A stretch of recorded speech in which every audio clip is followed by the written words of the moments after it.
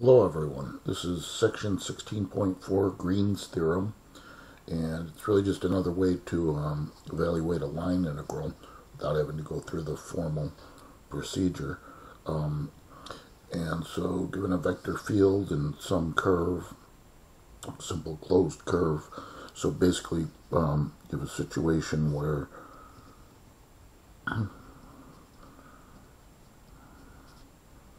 you have some simple closed curve, let's say starting here, and I don't know, it's going to be closed, that's for sure. So that's the curve, and then get the region.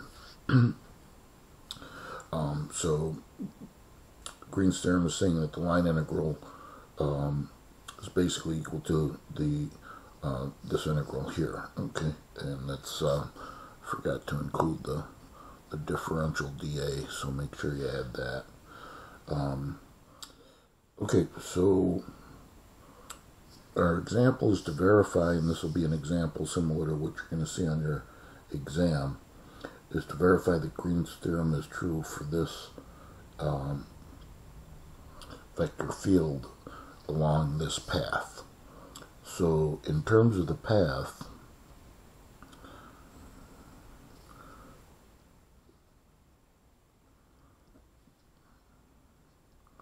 it's basically x is going from 0 to 2, so let's say this is 2 here, and y is going from 0 to 2 as well. So we've got four curves. Call this C1, from 0 to 2 in the x, from 0 to 2 in the y, call that C2, in this direction, to the left, from 2 to 0 in the x, and then we'll call that C3, and then from 2 to 0 in the y, we'll call C4. And also remember that R in general is given by xi plus yj, and the differential dr then is dxi plus dyj. Okay, so we'll start to verify this. We'll first calculate the right-hand side. So basically we're going to calculate both sides, we're going to show both sides are equal. So we'll start with the right-hand side. So to evaluate this integral, first thing we'll do is calculate the partial of n with respect to x. And remember that f is of the form mi plus nj. So therefore, since n is 8x, the partial of n with respect to x is 8. And similarly, the partial of m with respect to y will calculate. And since m is 4y, partial of m with respect to y is 4. So then the integrand, partial of n with respect to x minus the partial of m with respect to y, is just simply 8 minus 4, or 4. So therefore, the integral over the region of the partial of m with respect to x, I suppose you don't have to really rewrite this, but just for the sake of doing so, partial of n with respect to x minus partial of m with respect to y with respect to the area becomes the integral from, okay, we definitely know that this is a 4. We'll have to choose how we want to express the area, either dx dy, dy dx, it's our choice. Let's say dy dx. and both x and y are going from 0 to 2, so those are the limits of integration for each. Okay, so integrating, we get 4y. Well, integrating from the inside with respect to y, that is. I got to carry along this 0 to 2. And so I get 4y evaluated. Let's say y equals 0, y equals 2. Then that's with respect to x. And that'll be upper limit goes in, so that's 8, minus lower limit goes in 0. So we just simply have the integral from 0 to 2 of 8 with respect to x. And so that's going to be 8x evaluated from 0 to 2. So 16 minus 0. If you want to write it literally.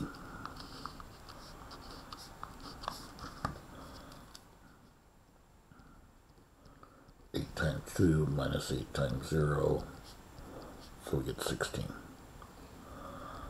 Okay, so that's the right hand side. So now the left hand side. Okay, for the left hand side, you have to consider the 4 curves.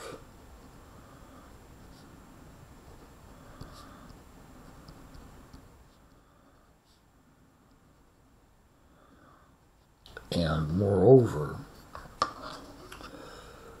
we have to evaluate f dot dr. So f dot dr is going to be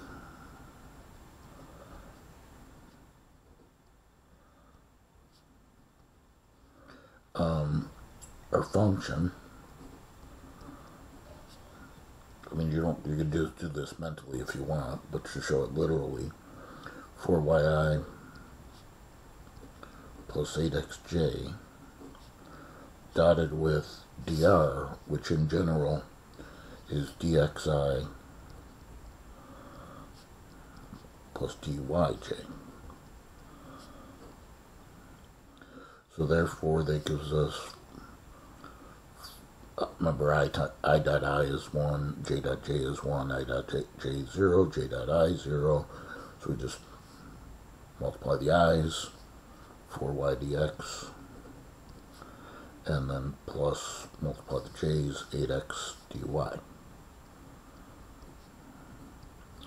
Okay, so when we come back to evaluate each of the pieces on the left hand side, because again there's 4 pieces, because there's these 4 line segments around this curve, we're always going to come back to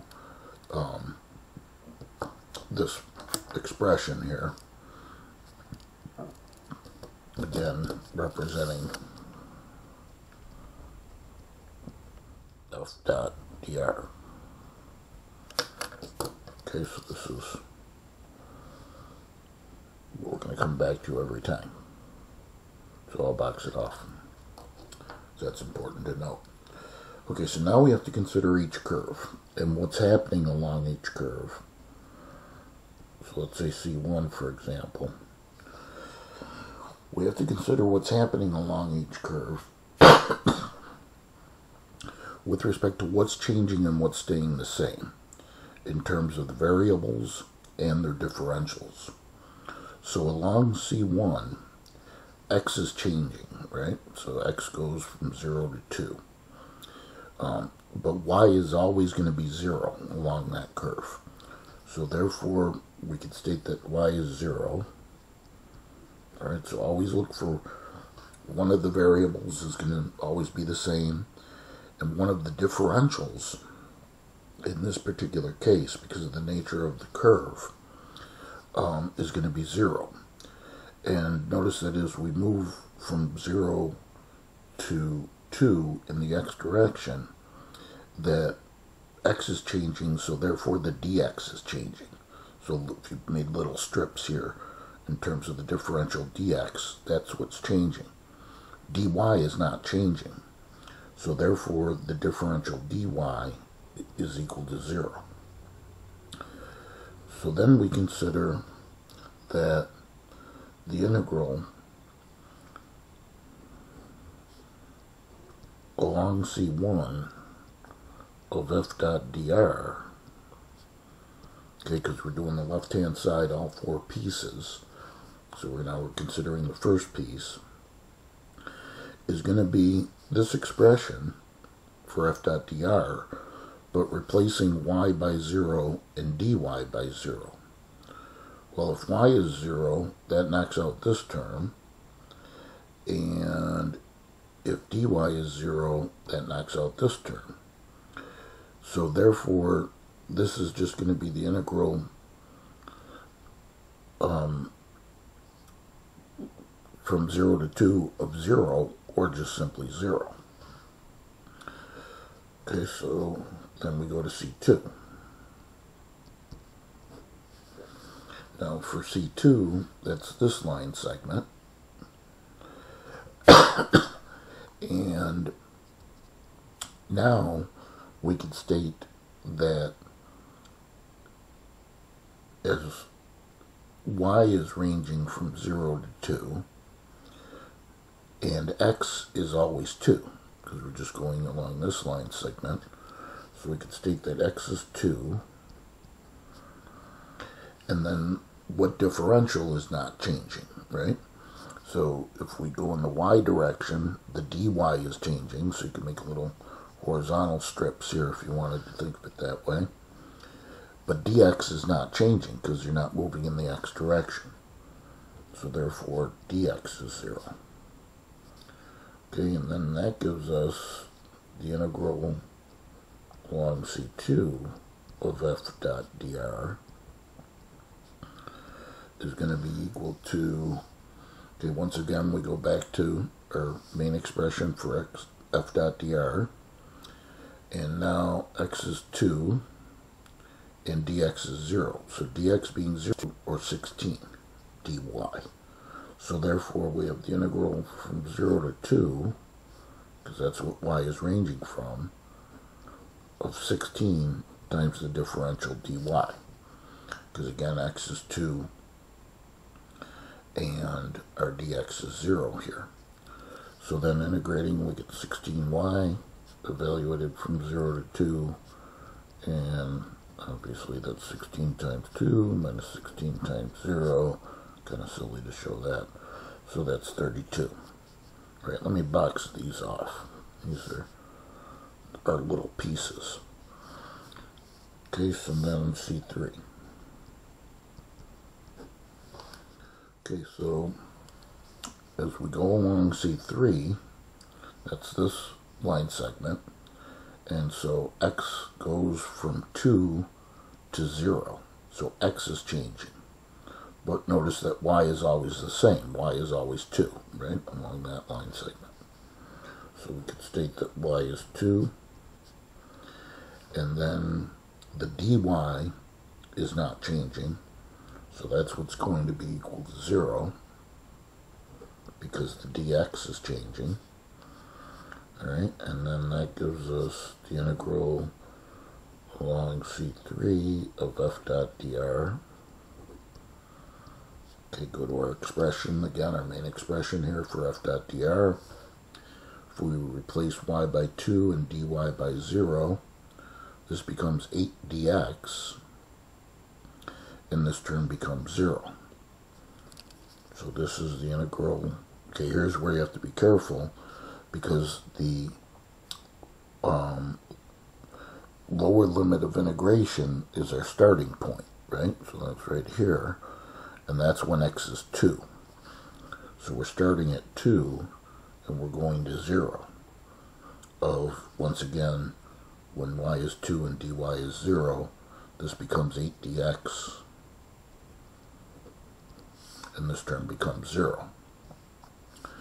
So then we get 8x evaluated from 2 to 0, so that's going to be 8 times 0 minus 8 times 2, or a negative 16. Okay, and then the fourth curve, C sub 4.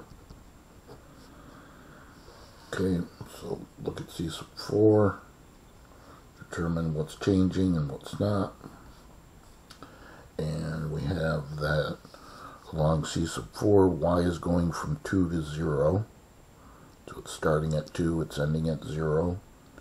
So y is changing. Notice that x is always 0. So I just wrote that down here, x is always 0. And now the differential, what differential is not changing? Well, we're not moving in the x direction, we're just moving in the y direction. So the dy is changing, and the differential dx is 0.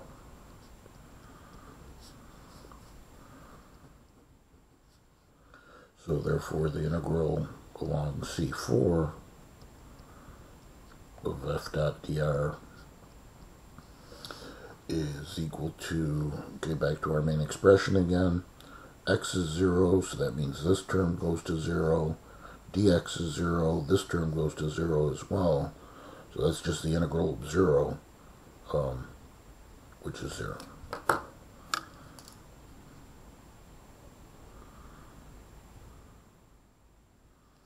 I mean, you could think of the integral of a constant, the integral is a constant, but then upper limit minus lower limit, constant minus constant, 0.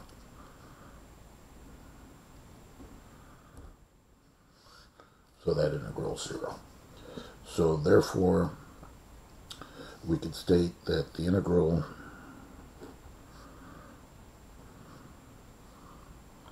of f dot dr